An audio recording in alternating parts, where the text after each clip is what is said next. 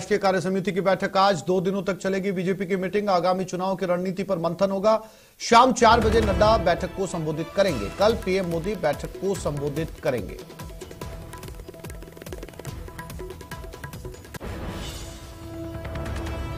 तो 2 दिनों तक बीजेपी की बैठक। दिल्ली में बीजेपी राष्ट्रीय कार्य समिति की बैठक आज से शुरू। आगामी चुनाव को लेकर महामंथन, सभी दिग्गज यहां पर जुट रहे हैं। 2 दिनों तक चलेगी यह बैठक। आगामी चुनाव की रणनीति पर मंथन होगा, क्योंकि न केवल राजस्थान विधानसभा में चुनाव है बल्कि लोकसभा चुनाव भी अब नजदीक हैं। और कल इस बैठक को प्रधानमंत्री नरेंद्र मोदी भी संबोधित करेंगे। पवन गोयल हमारे साथ दिल्ली से जुड़ गए हैं इसी बैठक को लेकर। पवन से बात करते हैं। पवन, 2 दिन यह बैठक चलने वाली है, हालांकि संबोधित कल करेंगे प्राइम मिनिस्टर इस बैठक को। क्या कुछ खास रहने वाला है, क्या हाइलाइट्स रहने वाली है और कौन से वो बड़े मुद्दे होंगे जो इस बैठक के अंदर चर्चा में रहेंगे?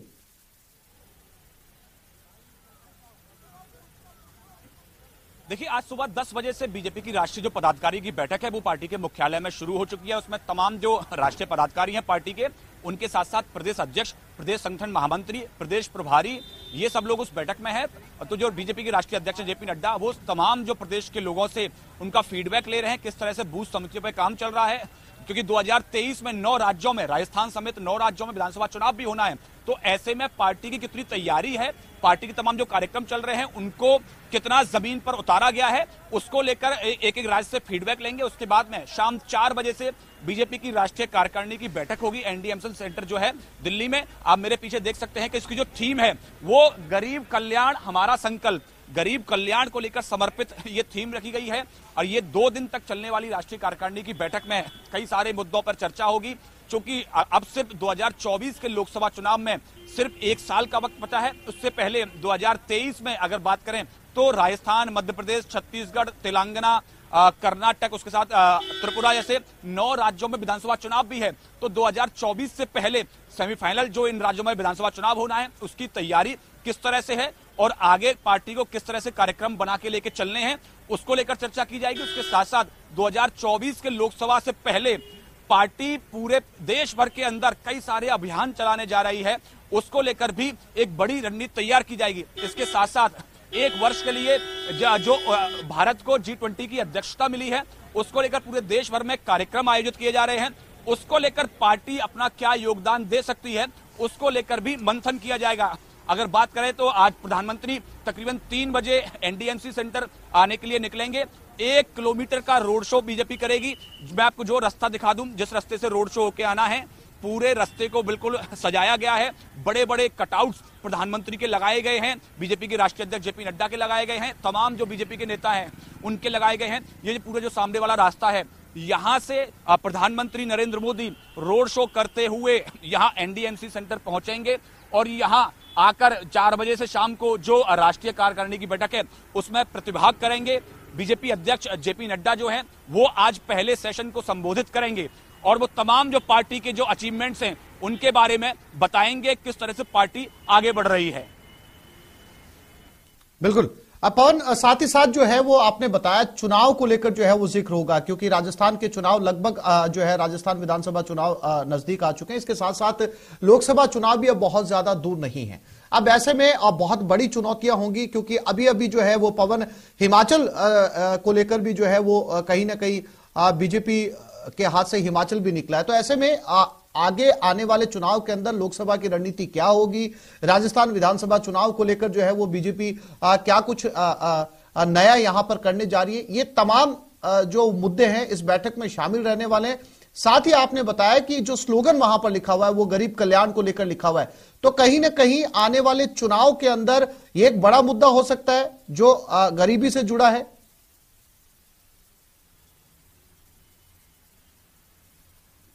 जाहिर तौर पर राजस्थान की अगर बात करें तो बीजेपी के सामने सबसे बड़ी चुनौती है कि जो पार्टी के अंदर कई सारे नेताओं के बीच में गुटबाजी जो हो रही है वो उसको खत्म करना पार्टी की सबसे बड़ी चुनौती है। अभी आपने देखा कि पार्टी जन आक्रोश जब यात्रा निकाल रही थी पूरे राजस्थान के अंदर, तो कई सारे नेता जो उसमें शामिल नहीं हो रहे थे। उसी को लेकर चाहे वो पार्टी के अध्यक्ष जेपी नड्डा हो या गृह मंत्री अमित शाह हो या प्रधानमंत्री नरेंद्र मोदी हो, उसको लेकर भरपूर कोशिश कर रहे हैं कि विधानसभा चुनाव से पहले पार्टी एकजुट नजर आए। उसके साथ साथ अगर बात करें तो विधानसभा चुनाव और लोकसभा चुनावों की तैयारियों की, तो ऐसे में पार्टी जो है वो गरीब कल्याण के नारे के साथ ही चुनाव के मैदान में जाएगी, क्योंकि आपने देखा कि जो पूरे देश भर में कोरोना काल से जो राशन की जो स्कीम जो योजना है वो केंद्र सरकार ने जो शुरू की थी उसको लगातार बढ़ाया जा रहा है। तो ऐसे में सरकार ये पूरी कोशिश करेगी केंद्र की कि हम लोग गरीब कल्याण की बात सिर्फ नहीं करते, हम लोग गरीब कल्याण पर काम करते हैं। और यही जो है वो एक जो निचला तबका है समाज का, उसको कहीं ना कहीं साधने की कोशिश होगी। और उसी को लेकर यहाँ रणनीति तैयार होगी कि किस तरह से हम जो केंद्र सरकार के काम है, जो पार्टी के काम है, उनको लेकर हम समाज के हर वर्ग के पास जाएं, हर तबके के पास जाएं और उसको अपने पक्ष में लाने की कोशिश करें। क्योंकि 2023 का विधानसभा चुनाव हो वो उसको सेमीफाइनल के रूप में पार्टी मान रही है, क्योंकि 9 राज्य बहुत बड़ा एक पूरे देश भर की बात करें तो बहुत बड़ा एक क्षेत्र होता है। 9 राज्यों में चुनाव, जिसमें 4-5 जो है बड़े राज्य, चाहे राजस्थान हो, कर्नाटक हो, तेलंगाना में पार्टी भरपूर कोशिश कर रही है। तो ऐसे में पार्टी कोशिश कर रही है कि लोकसभा चुनाव से पहले इन 9 राज्यों में सत्ता काबिज की जाए और उसके बाद में एक बड़ा संदेश देकर 2024 के लोकसभा चुनाव में उतरा जाए। बिल्कुल, 2 दिनों तक ये बैठक हम अपने दर्शकों को बता दें कि दिल्ली के अंदर चलने वाली है। खुद प्रधानमंत्री नरेंद्र मोदी इस बैठक को कल संबोधित करेंगे। पवन हमारे साथ लगातार दिल्ली से बने हुए हैं। पवन, चूंकि आज संबोधन नहीं है प्रधानमंत्री नरेंद्र मोदी का, कल जो है प्राइम मिनिस्टर इस पूरी बैठक को संबोधित करने वाले हैं, तो क्या कुछ अनुमान है आपके? वहां पर कुछ सांसद पहुंचे होंगे, कुछ केंद्रीय मंत्री पहुंचे होंगे, आपकी बातचीत हुई होगी, क्या संबोधन वो दे सकते हैं? क्योंकि चुनाव से पहले जो है वो एक तरह से कार्यकर्ताओं में जोश भरना, क्योंकि दोबारा चुनाव में जाना है। तो तस्वीरें भी जो है अगर आप पवन दिखाना चाहें, वहां पर कौन कौन लोग पहुंच रहे हैं, कौन कौन से कैबिनेट, ये तस्वीरें पवन इस समय जो है वो स्क्रीन पर चल भी रही हैं। जेपी नड्डा जो है वो यहां पर पहुंचे हैं, मंच के ऊपर हैं और इस समय बैठक आपसे कुछ ही देर के अंदर शुरू भी होने वाली है। तो मैं आपसे बात ये कर रहा था पवन कि कल संबोधन है प्रधानमंत्री नरेंद्र मोदी का, तो क्या कुछ जो है इस संबोधन में खास रहने वाला है, अगर आपकी किसी सांसद से बात हुई हो तो?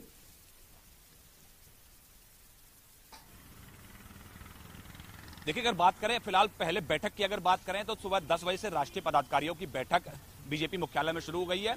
अगर बात करें तो राजस्थान से इसमें वसुंधरा राजे, क्योंकि राष्ट्रीय उपाध्यक्ष हैं, वो इस बैठक में शामिल हैं। सतीश पूनिया जो कि प्रदेश अध्यक्ष हैं वो इस बैठक में शामिल है। उसके अलावा संगठन महामंत्री जो प्रदेश के हैं और प्रदेश प्रभारी वो इस बैठक में शामिल हैं। इनके अलावा अगर बात करें प्रधानमंत्री के संबोधन की, तो प्रधानमंत्री के संबोधन में लगातार गरीब कल्याण का जिक्र होता रहा है। किस तरह से केंद्र सरकार लगातार गरीबों के हित के लिए काम करती आई है, लगातार जो मध्यम वर्ग है उसके लिए काम करती आई है, उसका लगातार प्रधानमंत्री के संबोधनों में जिक्र होता आया है।